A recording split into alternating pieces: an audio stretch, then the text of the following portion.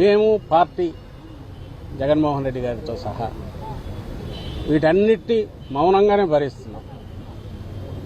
ఎందుకంటే దీని మీద ఇప్పుడున్న దాంట్లో మీరు ఇవే కాదు, సోషల్ మీడియా కేసులు అని చెప్పి పెడుతున్న 2 నెలలుగా చూస్తున్నాం. మామూలు కక్ష సాధింపు కాదు, దీన్ని తొక్కేయాలి, ఈ పార్టీ వైఎస్ఆర్సీపీ ఉనికి లేకుండా చేయాలి, బెదరగొట్టాలి, టెర్రర్ క్రియేట్ చేయాలనే పద్ధతిలో కేసుల మీద కేసులు పెడుతున్నారు. పీటీ వారెంట్లను తిప్పుతున్నారు. ఈరోజు ఆమె సుధారణ ఆమె ఈరోజు రిలీజ్ అవుతుందని అంటున్నారు. 3 పిల్లల తల్లి, భార్యాభర్తను ఇద్దరిని జైల్లో వేసేశారు. కేవలం ఎప్పుడో 2-3 ఏళ్ల క్రితం పెట్టిన సోషల్ మీడియా వీటి పోస్టింగ్ల గురించో, లేదా నార్మల్ దీంట్లో సోషల్ మీడియా అంటే ఉండే వ్యక్తిగత స్వేచ్ఛతో వాళ్ళు పెట్టిన పోస్టులు చూసుకుని అది జగన్మోహన్ రెడ్డి గారికి సపోర్ట్ చాలు. వాళ్ళు మా పార్టీ కార్యకర్తలు కూడా కానక్కర్లా, ఆయన అభిమానించే వాళ్ళు అయితే చాలు. రాత్రికి తీసుకెళ్తున్నారు. ఇప్పుడు ఇక్కడే ప్రేమ్ ఎక్కడ ఉండాలా? ప్రేమ్ మీ గుంటూరులోనే జరిగింది.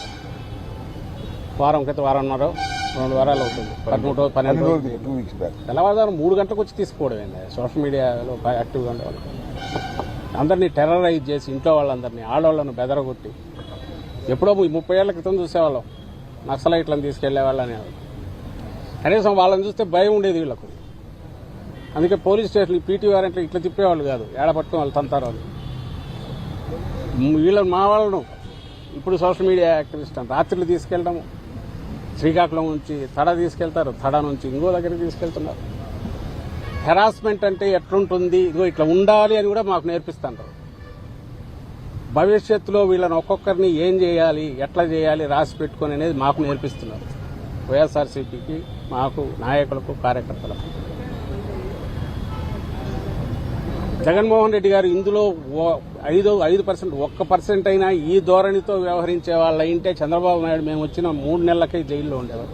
2019 తర్వాత మేము వచ్చాక ఆ రోజు ఆయన అట్లా అనుకోనందువల్లే చంద్రబాబు నాయుడు కింద కేసుల మీద ఎంక్వైరీలు జరిగి, దర్యాప్తులు జరిగి, ఆ తర్వాత ఫైనల్ దీనిగా ఆయన అరెస్ట్ చేశారు తప్ప. ఇప్పుడు ఈ రోజు చంద్రబాబు నాయుడు రాగానే ఏం చేస్తున్నాడు? 3 నెలల్లో తన కేసులు ఎట్లయితే ఇచ్చాలని ఆయన చూసుకుంటున్నాడు. నేను చెప్పదలుచుకుంది ఒక్కటే, ప్రజలు అధికారం ఇచ్చింది ప్రజల గురించి ఆలోచించాలా, ప్రజల సమస్యలు పరిష్కరించాలా, ప్రజల కోసం నిలబడాలని జగన్మోహన్ రెడ్డి గారు అనుకున్నారు. ఆయన ఆకాంక్షలకు అనుగుణంగానే మా పార్టీ నడిచింది. నాయకులు నడిచారు, కార్యకర్తలు నడిచారు, ఎంటైర్ పార్టీ నడిచింది. ఈ రోజుకి అలాగే ఉంది. ప్రజలు అధికారం ఇచ్చింది ఎట్లా మనం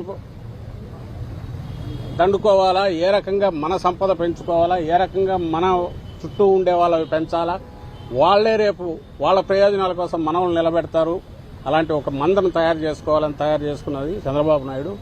అది గతం కంటే ఇప్పుడు బరి తెగించి ఆచరణలో కూడా ఆయన చూపిస్తున్నారు. 5 నెలల్లోనే చూపిస్తున్నారు. ఈ తేడా అందరూ గమనించాలి. మౌనంగా ఉన్నాము ఇదంటే చేతకాక కాదు, గతంలో చేతకాక కాదు, ఫ్యూచర్లో కూడా చేయలేక కాదు. ప్రజలు మనకు అధికారం ఇచ్చింది, ప్రజలను చూసుకోవాలా. ఆ ఉద్దేశం లేకపోతే ఎట్లా వ్యవహరిస్తారో ఆ ఉద్దేశం లేదు. ప్రజలకు క్వశ్చన్ చేయకుండా డైవర్షన్ పాలిటిక్స్ ఎట్లా చేయాలనేది చంద్రబాబు నాయుడు ఏం చేస్తున్నాడు, అది ఎల్లకాలం చెల్లవు.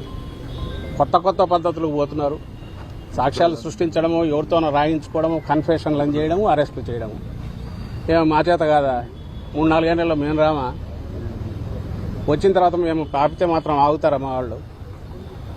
ఎక్కడికక్కడ ఇదే పని చేయడం మొదలు పెడితే వాళ్ళ పరిస్థితి ఎట్లుంటుంది? నక్క తెలివితేటలతో గుంటనక్కల్లాగా వ్యవహరించి చేసేంత తెరచాటు ఉండదు వైఎస్ఆర్ కాంగ్రెస్ పార్టీని. అలాంటి వ్యవహారాలు చేయాల్సి వస్తే పులి పంజా ఎట్లుంటుందో అట్లా దెబ్బ తగులుతుంది. ఇది నేను ఏదో దీనిగా చెప్పట్లా, నాటకీయంగా కూడా చెప్పట్లా. దెబ్బ తగిలిన వాళ్ళకి తెలుస్తూ ఉంటుంది. నువ్వు ఆ దెబ్బ కొడుతున్నావు అంటే, ఎట్లయినా కొట్టచ్చని నువ్వు చూపిస్తున్నావు అంటే, ఆ ఎట్లయినా కొట్టడంలో నీకంటే బలంగా కొట్టగలిగిన శక్తి వైఎస్ఆర్సీపీకి ఉంది. ఎందుకంటే ఇది అభిమానంతో ఏర్పాటైన పార్టీ, అభిమానులుగా కార్యకర్తలుగా ఉన్న పార్టీ, జగన్మోహన్ రెడ్డి గారిని ఓన్ చేసుకున్న కార్యకర్తలు ఉన్న పార్టీ. ఈ దెబ్బ చాలా భయంకరంగా ఉంటుంది. ఇప్పటికైనా ప్రాప్త కాలజ్ఞతతో, అంటే ఆలోచించి చంద్రబాబు నాయుడు గారు కానీ ఆయన చుట్టూ ఉండేవాళ్ళు కానీ మనమే ఒక విత్తనం వేస్తున్నాం, ఇది పెద్దది అయినాక రేపు మనకే తగులుతుందని వాళ్ళు రియలైజ్ అయితే వాళ్లకు మంచిది, రాష్ట్రానికి మంచిది, ప్రజలకు కూడా మంచి జరుగుతుంది. ఇంతే మేము విజ్ఞప్తి చేయగలిగేది. ఇది ఎల్లకాలం ఉండదు, సీజన్ మారుతోంది. 5-6 నెలలు అయింది, ఇప్పటికే మొదలైంది. ఇంకొక 5-6 నెలలు అయితే వాళ్ళు కడుక్కోవడానికే కుదరదు. వాళ్ళు గొడవలతో సరిపోతుంది. ఆ తర్వాత 2 ఏళ్ళు అయితే ఎన్నికలు వస్తాయి.